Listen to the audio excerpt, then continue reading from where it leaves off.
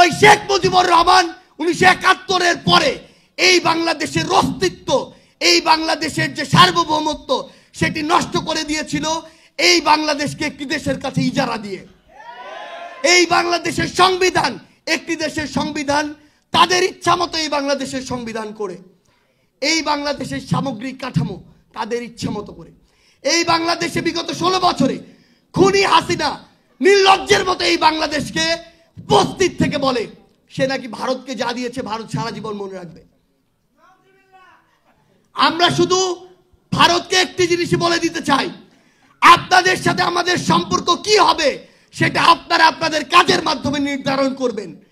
যেই খুনি হাসিনা এতগুলো মানুষকে খুন করে এই বাংলাদেশ থেকে পালিয়ে গিয়েছে, যেই খুনি হাসিনা বাংলাদেশের মানুষের দ্বারা এই দেশ থেকে তাড়িত হয়েছে, সেই খুনি হাসিনাকে আপনারা আশ্রয় দিয়েছেন। বসুন্ধরা ডায়াপেন্ট এখন আরো উন্নত। এই হট এয়ার থ্রো টপশিট দ্রুত শোষণ করে সোনামণিকে দেয় কোমল অনুভূতি। যদি এই বাংলাদেশের সাথে আপনাদের সম্পর্ক স্থাপন করতে চান, খুনি হাসিনাকে বাংলাদেশে ফিরিয়ে দিন।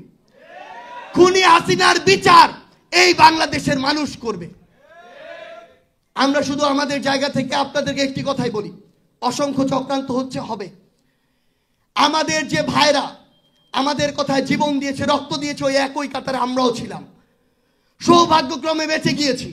কিন্তু আমরা আজকে এখানে যারা রয়েছি, যে কোনো চক্রান্ত হোক, যে কোনো রাজনৈতিক দল আমার এই অভ্যুত্থানের স্পিরিটকে ভুলে গিয়ে যদি ক্ষমতার দিকে তাকিয়ে থাকে, সে যেই হোক না কেন, সেটা যদি নাহিদ, আসিফ, সার্জিস, হাসনাত হয়, আপনারা তাদের বিরুদ্ধেও কথা বলবেন। এই বাংলাদেশে আর যেন ক্ষমতা কোনো পিপাসু, কোনো নরপিশাচের জায়গা না হয়, কোনো ফ্যাসিস্টের জায়গা না হয়, এমন কারো জায়গা না হয় যে এই দেশের মানুষের নামে শপথ নিয়ে কোনো একটি দলের দালালি করবে।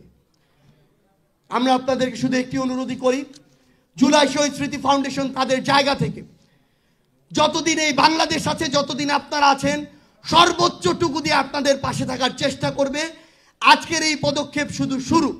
আমরা আপনাদের সন্তান, আমরা আপনাদের ভাই, আমরা আপনাদের পরিবারের অংশ। যে কোনো সময়, যে কোনো মুহূর্তে আমাদের সাথে দয়া করে, সন্তান মনে করে, ভাই মনে করে যোগাযোগ করবেন। আমরা যে কোনো কিছুর বিনিময়ে আপনাদের পাশে দাঁড়াতে সবসময় প্রস্তুত থাকব।